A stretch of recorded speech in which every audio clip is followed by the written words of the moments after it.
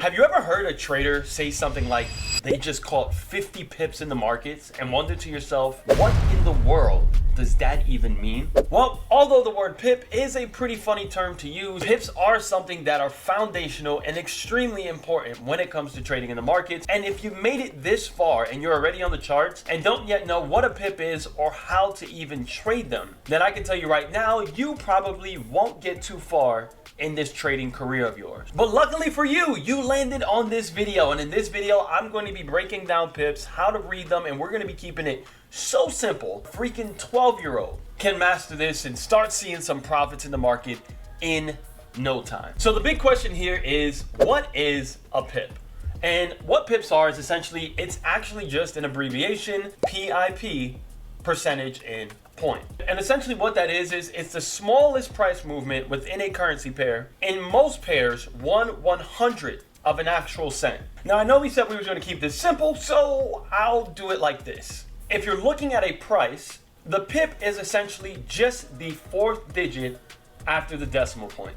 That's it. The second to last number within any currency pair except for the Japanese yen. So why is this relevant to you and why are pips so important is because essentially pips are the price movement, and to understand how to trade or even to make any money within the markets, you need to understand how the price movement works. So as the market moves up in pips or as the market moves down in pips, this is typically where you're making most of your money. Now, when we're talking about price movement in general, if we didn't use pips, it'd be pretty hard to calculate what our stop loss and what our take profit is going to be. Most brokers and traders use pips as a form to properly set and calculate a potential stop loss and a potential take profit, all in all, helping them keep proper risk management as they are growing their account on a daily basis. So let's get into reading the markets and understanding how to actually measure a pip. And for this, we're gonna bring it to the visuals. All right, so let's break this down for you guys really, really simply.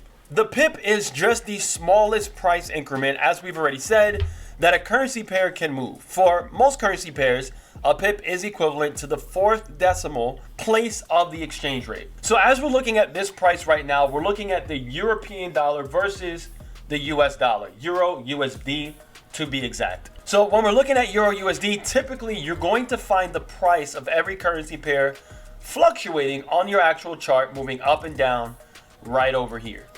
So as you guys can see, this is where the markets currently are. You can see this nice horizontal line going all the way to the currency pair and the price of it. For this example, I have a preset price, which is right here, and I'm gonna break this thing down for you guys so that you can better understand this. So in every currency pair, you have a base and a quote. So essentially, when you're looking at the price of any currency pair, the easiest way to think about how this fluctuates and how this moves is to think about a stopwatch. So as you guys know, when you begin the time on a stopwatch, you have these little tiny numbers that move really fast over here. You have your seconds that are over here, and you have your minutes and hours that are over here. You can think of your minutes and hours in this example as your base currency. So essentially, $1.12, your hours and your minutes, $1.12. After those minutes and hours, you have your seconds. As you guys can see, as these move up really fast, the seconds continue to go up, which will in this case be your pips. And then last but not least, you have these microseconds that are going crazy all the way up to 100. And on this example, that is going to be the points. So let's break this down. In every price, you're going to see the base, which is how much that currency is actually worth, and you're going to see the pip. So as I mentioned before, the pip is the fourth number after the decimal. So as you guys can see here, we have our decimal point, we have our cent, and then we have, so it's 1, 2, 3, 4. This is the pip. And whenever this goes up one, so for example, if this 29, if this 9 became 10, that will move total price to 30, meaning that we have increased by 1 pip.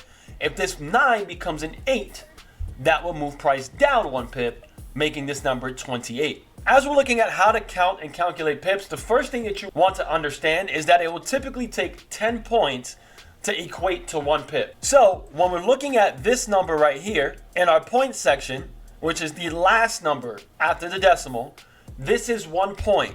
This is going to go up 1, 2, 3, all the way to 9. And when this last number becomes 9, after 9 we know is 10. When that becomes 10, that will then move this price from 29 to 30. And it will look like this. Ta-da! That means the market has just moved up 1 pip. So 10 points equals 1 pip. If you're struggling to calculate pips or properly set your stop loss, your take profit, understand how much or how far the market has moved, the best way to do is just honestly just to break it down into simpler forms and just count regular numbers. We were all taught how to count numbers in elementary school, and if you can get this down, it's really not as complicated as most gurus make it seem. So we just gave the example of the 29 going to 30 and that equaling 1 pip. Now what if that 29 changes to 31? Well, that would then be 2 pips. And if that 29 eventually moved all the way up to 34, then that would equate to 5 pips. Why?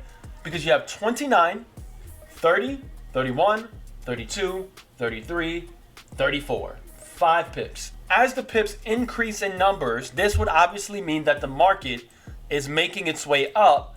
Therefore, you should probably be looking for or already in a buy position. If you are looking for sell positions or if you're in a sell, then you would want the pips to go the opposite way, which means the markets are going down. You're either in or looking for sells, and you want this 29 to become lower than 29.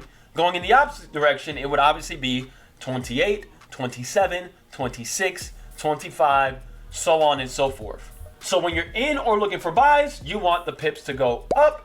And when you're in and looking for sells, you would want the pips to be going down. Now, obviously, the more the markets move and the more pips that's either accumulated or subtracted, that will determine the overall price of whatever currency pair we're looking for. In this example, we're looking at the pips being at 30. But what happened if this were to change to 99 and then eventually move up, right, past 99? Well, then that 12 would become 13. Hopefully that makes sense. When we're looking at money, we don't really see the pip or the points. We only see what's in front of that. But at some point in your life, you had to have asked yourself, what in the world makes 10 cent, 10 cent, or 12 cent, 12 cent? If I go to Jamaica right now, why is my dollar worth this much today, but worth something completely different 3 months from now? It's all the magic that's happening behind the scenes. Now, a big conception in trading in the markets and when it comes to calculating or even looking at pips is that people tend to kind of mix up pip value and your dollar amount.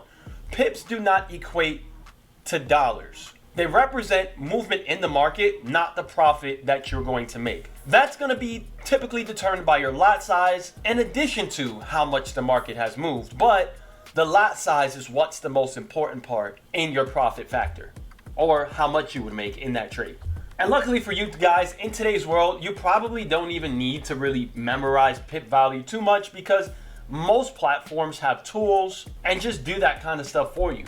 You just got to get familiar with whatever platform you're trading on. But all in all, pips are how traders measure price movement in the market. And I encourage all of you brand new traders, if you're struggling with pips and understanding how to calculate them, just get onto the charts and watch that price movement and try to make sense of what you just saw in this video. And if you need to watch it a few more times to really get it down, feel free to do so. It may seem a little complicated in the beginning, kind of hard to understand, but once you get the basics down of it, like I said before, it's really just math and counting up or counting down. And as you're looking at price movement and trying to understand pips a little bit more, I would highly encourage you guys, go check out this video that's on the screen right now, where I pretty much break down when to buy, when to sell, and how the markets even move and what makes these markets move. If you haven't done so already, hit that subscribe button, drop a like, and feel free to ask all your questions down in the comment section below.